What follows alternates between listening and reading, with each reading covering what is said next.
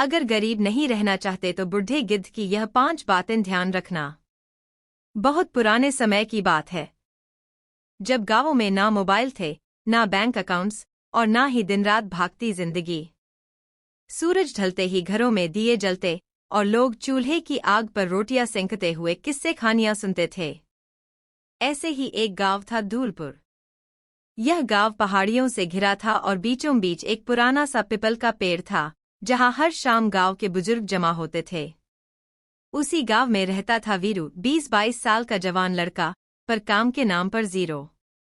उसके सपने बड़े बड़े थे, लेकिन उन सपनों को पूरा करने की सोच अधपकी थी। वीरू हर दिन नया सपना देखता, कभी कहता दुकानदार बनूंगा, कभी हलवाई, कभी मंदिर के बाहर फूल बेचूंगा। लेकिन हफ्ता भी नहीं बीतता कि नया सपना और नई असफलता उसके नाम हो जाती। माँ अक्सर कहा करती, बेटा सपने देख, लेकिन नींद में नहीं। एक दिन वीरू परेशान होकर गांव के बाहर उस पुरानी सूखी पहाड़ी की ओर निकल गया। ये वही पहाड़ी थी जहां कभी राजा लोग शिकार खेलने आते थे। वीरू वहां जाकर बैठा और अपने हालात को कोसने लगा। क्या करूं? कुछ समझ नहीं आता। किस्मत ही खराब है शायद। तभी आसमान में एक अजीब सी सरसराहट हुई। वीरू ने ऊपर देखा, एक बूढ़ा गिद्ध हवा में गोल गोल चक्कर काट रहा था। वो इतना विशाल और अनोखा था कि वीरू की आंखें फटी की फटी रह गईं। फिर वो गिद्ध धीरे धीरे नीचे उतरा और वीरू के पास आकर बैठ गया।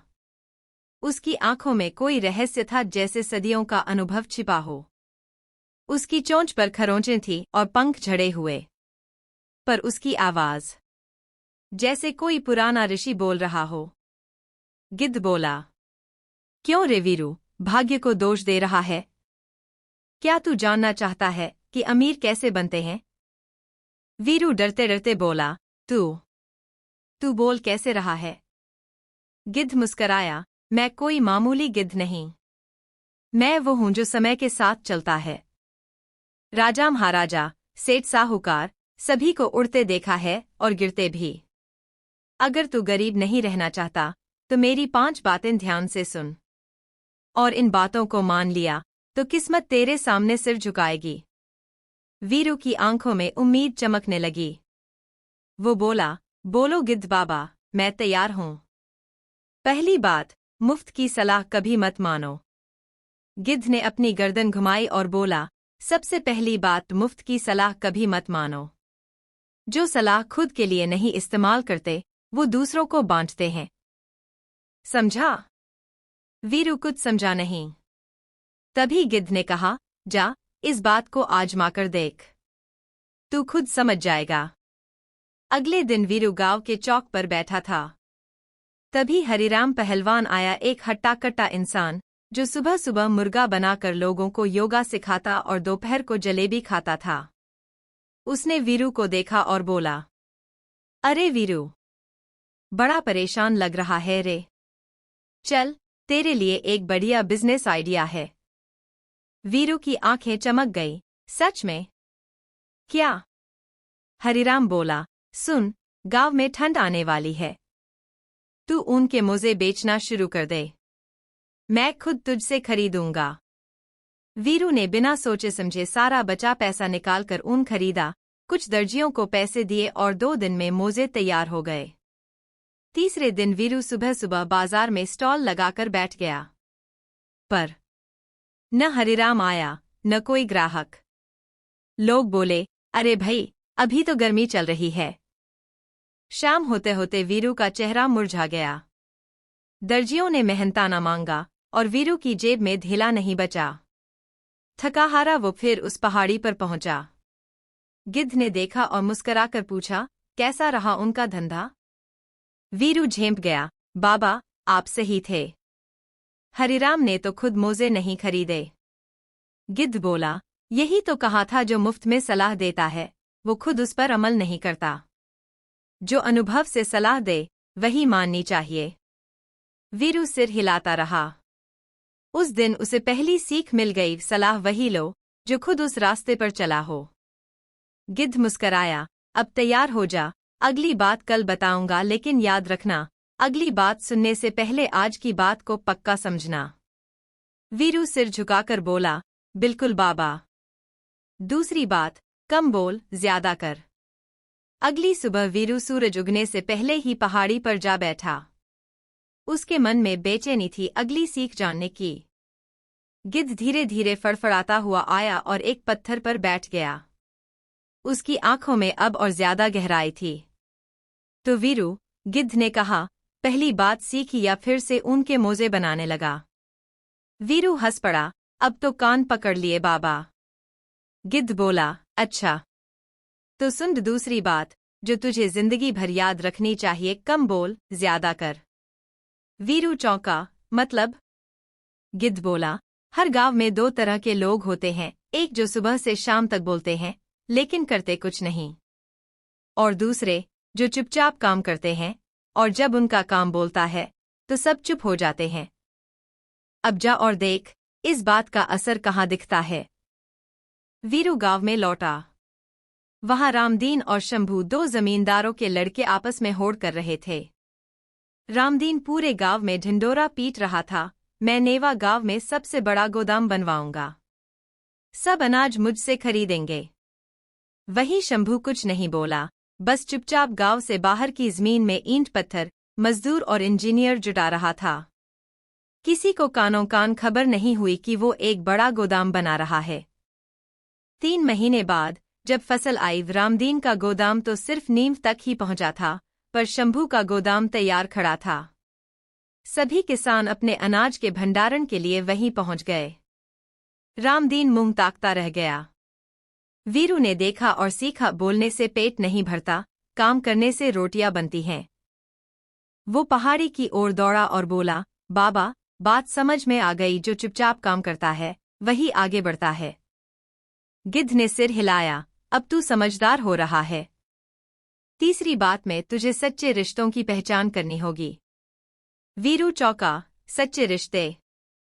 गिद्ध बोला, हाँ बेटा। अगली बात सुनने के लिए तैयार रहना, जो अपना कहे वो हमेशा अपना नहीं होता।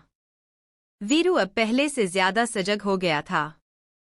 उसके भीतर अब बचपना कम और समझदारी थोड़ी ज्यादा हो चली थी। उसने ऊन का धंधा नहीं दोहराया और गांव के चौपाल में अब सिर्फ सुनता था, बोलता नहीं। एक सुबह वह फिर से पहाड़ी पर गिद्ध बाबा से मिलने पहुंचा। सूरज की किरणें धीरे धीरे घाटी पर उतर रही थीं। गिद्ध बाबा एक सूखी टहनी पर बैठे पंख समेटे गुनगुना रहे थे। वीरू बोला, बाबा, आज की तीसरी बात बताओ। मैं तैयार हूं। गिद्ध ने एक गहरी सांस ली और बोले, तीसरी बात, जो अपना कहे वो हमेशा अपना नहीं होता। रिश्तों की पहचान समय करता है, शब्द नहीं। वीरू को यह बात थोड़ी भारी लगी। बाबा, यह कैसे समझूं? गिद्ध मुस्कराया, जा और देख जरा गांव में अपनों का क्या हाल है। वीरू गांव लौटते समय सीधे अपने मामा तुल्य चाचा बलईराम के घर गया। बलईराम वीरू को बचपन से प्यार करते थे। कहते थे, तेरा बाप तो शहर चला गया, पर तू तो मेरा बेटा है। उस दिन बलईराम ने उसे देखकर कहा, अरे वीरू, बड़ा समझदार हो गया है रे। सुन, तुझसे एक छोटी सी मदद चाहिए। वीरू बोला, कहो चाचा, जान भी हाजिर है। बलईराम बोले, मैं सोच रहा हूं बैंक से थोड़ी सी रकम लोन में ले लूं खेती के लिए, पर गारंटी में किसी की जरूरत है। तू बस साइन कर दे, बाकी मैं सब भर दूंगा। वीरू को भरोसा था, आखिर चाचा ही तो हैं। उसने बिना पढ़े गारंटी साइन कर दी। 2 महीने बीते। एक दिन बैंक वाले घरा धमके। बोले, तुम गारंटर हो। बलईराम ने किश्तें नहीं चुकाईं, अब तुम भरोगे। वीरू हक्का बक्का रह गया। भागा भागा बलईराम के घर पहुंचा, पर दरवाजा बंद। अगली सुबह खबर आई, बलईराम परिवार सहित शहर चला गया। वीरू की आंखों में पानी आ गया। जिसे मैंने अपना माना, उसने मुझे ही डुबो दिया। वह पहाड़ी पर पहुंचा। गिद्ध बाबा पहले से उसका इंतजार कर रहे थे। कैसी रही अपनों की परीक्षा? गिद्ध ने पूछा। वीरू धीरे से बोला, बाबा, आपने ठीक कहा था।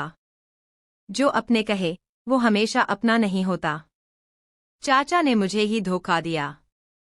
गिद्ध बोला, याद रख, रिश्ते वो नहीं जो शब्दों से बनते हैं, वो होते हैं जो मुश्किल वक्त में साथ खड़े रहते हैं। अपने वो हैं जो बिना बोले मदद करें, और पराए वो जो मीठा बोलकर ठग जाएं। वीरू की आंखों में आंसू थे, पर अब समझ भी थी।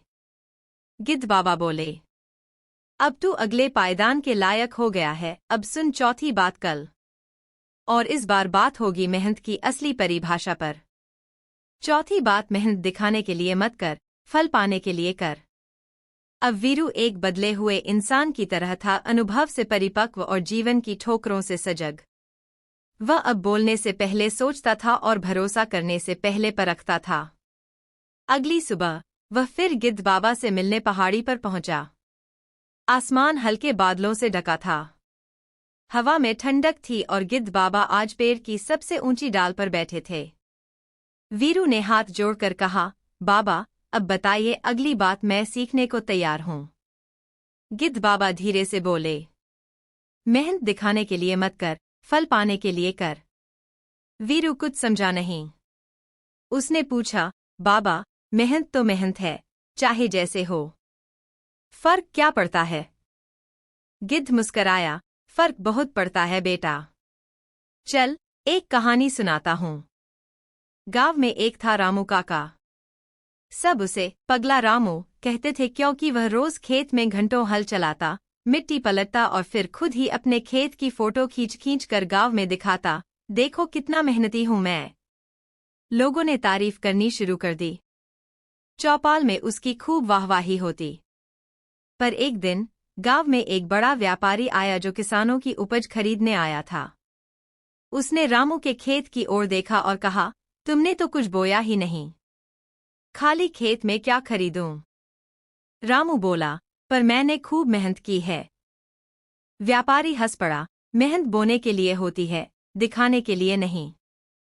लोगों को तब समझ आया कि रामू ने खेत तो खूब जोता, लेकिन कभी बीज ही नहीं डाला, बस लोगों को दिखाने के लिए काम करता रहा। वीरू चुपचाप सुन रहा था। गिद्ध बाबा ने नीचे उतरकर वीरू के कंधे पर पंख रखा।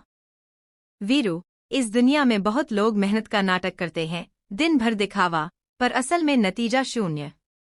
मेहनत तभी मायने रखती है जब उसमें नीयत साफ हो और उद्देश्य फल हो, ना कि तालियां। वीरू ने सिर हिलाया, बाबा, अब समझ आ गया। अब मैं मेहनत किसी को दिखाने के लिए नहीं, अपने जीवन को संवारने के लिए करूंगा। गिद्ध ने मुस्कराकर कहा, बिल्कुल।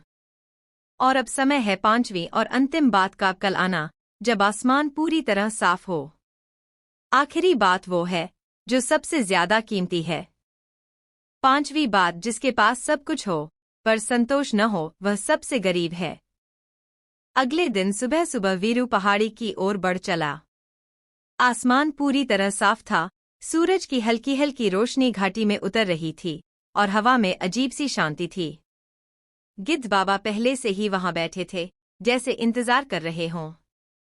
वीरू ने पास पहुंचकर कहा, बाबा, आपने कहा था आज अंतिम और सबसे कीमती बात बताओगे। गिद्ध बाबा ने सिर हिलाया। हाँ वीरू, अब तू समझदार हो गया है, इसलिए अब सुन। जिसके पास सब कुछ हो पर संतोष न हो, वह सबसे गरीब है। वीरू ने माथा खुजाया, बाबा, ये तो बड़ा उलझा हुआ वाक्य है, थोड़ा समझाओ न। गिद्ध बाबा धीरे धीरे चलने लगे और बोले, इसका उत्तर तुझे एक घटना से मिलेगा।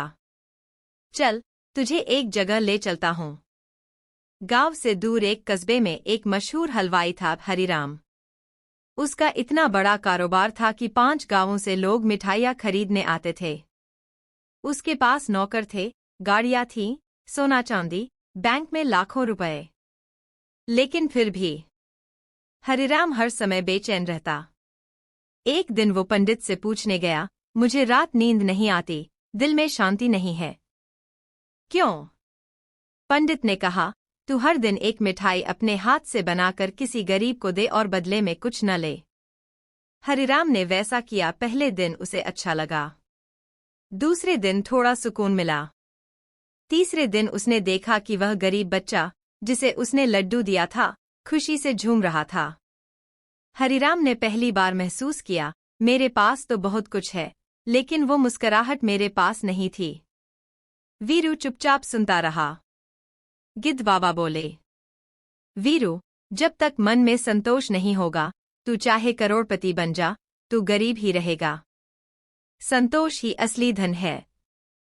संतोष हो तो सूखी रोटी भी स्वाद लगती है, ना हो तो पकवान भी बेस्वाद लगते हैं। वीरू ने आंखें बंद की और जैसे मन से सब समझ गया। गिद्ध बाबा ने कहा, अब तू तैयार है, मेरी 5 बातें तेरे पास हैं। अब तू इन पर जीवन भर चलेगा तो कभी गरीब नहीं रहेगा, न धन से न मन से। 5 बातें जो बूढ़ा गिद्ध सिखा गया। कभी बिना समझे न सुन, न बोल, न भरोसा कर। अगर रास्ता दिखाने वाला खुद अंधा हो तो मंजिल कभी नहीं मिलेगी। जो अपना कहे वो हमेशा अपना नहीं होता। मेहनत दिखाने के लिए मत कर, फल पाने के लिए कर। जिसके पास सब कुछ हो पर संतोष न हो वह सबसे गरीब है। वीरू अब बदल चुका था। उसके जीवन में अब गुस्सा, जल्दबाजी और दिखावा नहीं था, सिर्फ शांति, समझदारी और संतोष था। और उस पहाड़ी पर वो बूढ़ा गिद्ध अब कभी नहीं दिखा। शायद वो सिर्फ उसी को दिखाई देता था जो सीखने को तैयार होता है। अंतिम संदेश, जब गिद्ध की बातें बने आपकी जिंदगी की राह। कहानी का अंत नहीं, बल्कि एक नए सफर की शुरुआत है। वीरू ने बूढ़े गिद्ध की 5 सीखों को अपने दिल की गहराइयों में उतार लिया। अब वह सिर्फ मेहनत करने वाला नहीं, समझदारी से जीने वाला इंसान बन चुका था। गांव के लोग भी उसकी तारीफ करने लगे, लेकिन उसने कभी घमंड नहीं किया। वह जानता था कि असली दौलत धन संपत्ति नहीं, बल्कि अनुभव, संयम और संतोष है। कभी-कभी जब शाम के समय पहाड़ी की तरफ धूप धीमी पड़ती थी, तो वीरू को लगता कि कहीं दूर एक बूढ़ा गिद्ध उसकी तरफ देख रहा है और मुस्कुरा रहा है। वह मुस्कुराता और जानता, मैं अब कभी गरीब नहीं रहूंगा, क्योंकि मैंने सीख लिया है कि असली अमीरी दिल की समझ में होती है। और इस तरह एक छोटी सी पहाड़ी, एक बूढ़ा गिद्ध और 5 अनमोल बातें वीरू की जिंदगी बदल गईं। वे बातें जो आपको भी आपके सफर में रोशनी दें। अगर आप भी अपने जीवन से गरीबी हटाना चाहते हैं, तो बस ध्यान रखिए ये 5 बातें और देखिए कैसे बदलती है आपकी दुनिया। कहानी खत्म हुई, लेकिन सीख जिंदगी भर आपके साथ रहे।